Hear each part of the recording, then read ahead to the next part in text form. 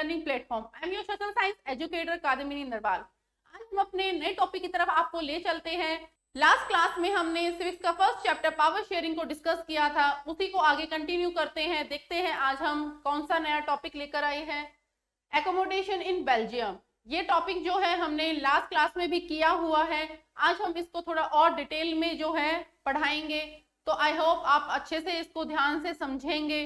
First जो point है हमारा क्या है, Belgium model is very complicated. जो बेल्जियम का मॉडल जो क्रिएट किया था वो क्या था, कॉम्प्लिकेटेड था।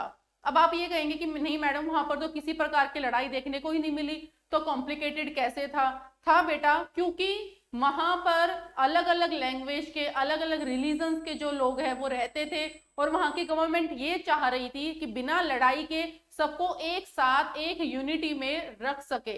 तो इसीलिए ये काफी कॉम्प्लिकेटेड मॉडल रहा है। श्रीलंका में जो है इस तरीके का मॉडल जो है, जो कॉम्प्लिकेशंस थे वो देखने को मिले, बट उसको सॉर्ट आउट किया ही नहीं था वहां की गवर्नमेंट ने, बल्कि बेल्जियम की गवर्नमेंट ने अपनी जनता के लिए जो है दिन रात काम किया, मेहनत की कि कैसे ही करके उनको एक यूनिटी में रख सके, जो कि वो कामयाब भी रही थी। तो फर्स्ट में तो क्लियर है कि मॉडल जो है वो कॉम्प्लिकेटेड रहा है। सेकंड में क्या बताया गया है, but these arrangement have worked well so far. It means जो वो चाह रही थी कि यानी कि बेल्जियम की सरकार ये चाह रही थी कि सारे लोग एक साथ मिलकर रह सके, कोई लड़ाई ना हो बीच में। बट वहां के एक चीज और है कि वहां के लोग ये भी सोचेंगे, कॉम्प्लिकेशंस को ध्यान में रखते हुए माइंड में ये भी आएगा कि अरे किसको वोट दे।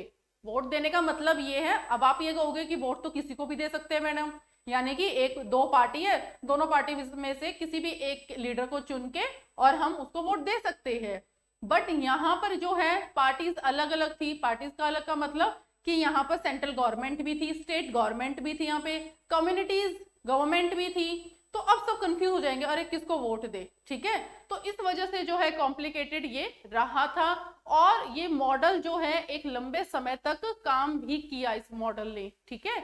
नेक्स्ट इसमें they helped to avoid a civic strife between the two major communities and a possible division of the country on linguistic lines. linguistic lines यानी कि भाषा के आधार पर सीमा, ठीक है। और साथ में इसमें क्या बताया गया है, टू मेजर कम्युनिटीज, दो मेजर कम्युनिटीज आपको पता है, यानी कि वहां पे दो भाषाई जो संगठन थे उनकी बात यहाँ पर कर रहे हैं। और दो भाषाई संगठन कौन कौन से थे वहां पर, अब आपको याद भी होगा, सिन्हालास थे और तमिल्स थे। क्लियर है ये। और इसमें एक चीज और बताई है, सिविक स्ट्राइफ। सिविक स्ट्राइफ का मतलब क्या होता है कि वहां पर जो सिविलियंस थे वो आपस में उनके बीच में डिस्प्यूट क्रिएट नहीं हो पाया था। तो सिविलियंस के बीच में आपस में लड़ाई देखने को वहां पर नहीं मिली थी। क्यों नहीं मिली थी, क्योंकि वहां की गवर्नमेंट उनके फेवर में थी, उनके लिए काम कर रही थी, तो इसलिए उनको लड़ाई जो है उनके बीच नहीं हो पाई थी। क्लियर है ये चीज यहाँ पर कि जो डिवीजन जो थे, जो डिवीजन क्रिएट हो रहे थे वहां पर, वो डिवीजन जो है यानी कि जो डिफरेंसेस थे, जो अंतर आ रहे थे बीच में कि मेजॉरिटी और माइनॉरिटीज के बीच में, तो वो कॉन्फ्लिक्ट में कन्वर्ट नहीं हुए, वो डिवीजन में कन्वर्ट नहीं हो पाए। यानी कि डिवीजन में कन्वर्ट नहीं हो पाई थी कम्युनिटीज, जो डिफरेंसेस वहां पर क्रिएट हो रहे थे, ना ही डिवीजन में कन्वर्ट हुई और ना ही कॉन्फ्लिक्ट हुए वहां पर, ठीक है। तो इसीलिए जो ये मॉडल है कॉम्प्लिकेटेड के साथ साथ जो है वहां की जनता के लिए जो है फेवर में रहा है। नेक्स्ट है, when many countries of Europe came together to form the European Union, Brussels was chosen as its headquarter. अब ये लास्ट जो लाइन है कि ब्रसेल्स को जो है हेडक्वार्टर के रूप में चुना था यूरोपियन कंट्रीज ने। क्यों चुना था, अब आप ये सोचेंगे कि किसी भी और को भी चुन सकते थे, पर ब्रसेल्स को ही क्यों चुना, ब्रसेल में ऐसी क्या खास बात थी, तो वो हम आपको बताएंगे।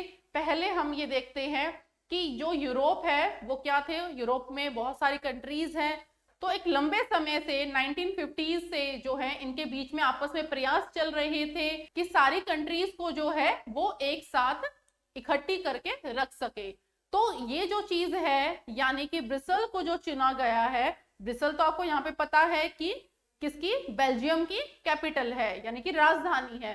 तो ब्रिसल जो है, ब्रिसल को ही चूज क्यों किया था उन्होंने वहां पर, तो सबसे बड़ा क्वेश्चन ये पुट होता है, ब्रिसल को चूज करने का जो है उनके पास बहुत सारे कारण रहे थे कि जो बेल्जियम है यानी कि ब्रिसल जो कैपिटल है उसकी, वो काफी हद तक जो है डेवलप्ड थी, वो मेंटली डेवलप्ड भी थी, वहां की गवर्नमेंट है वो बहुत अच्छी थी, जिसने अपने लोगों के लिए जो है बहुत अच्छे काम किए थे, जिसकी वजह से उनके बीच में किसी भी प्रकार की जो है डिफरेंसेस जो है वो डिवीजन में कन्वर्ट नहीं होने दिया था उन्होंने।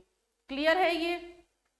तो जो यूरोपियन कंट्रीज है उन्होंने यही किया था कि सभी एक साथ मिलकर और उन्होंने ब्रिसल को जो है अपना हेडक्वार्टर बना लिया था।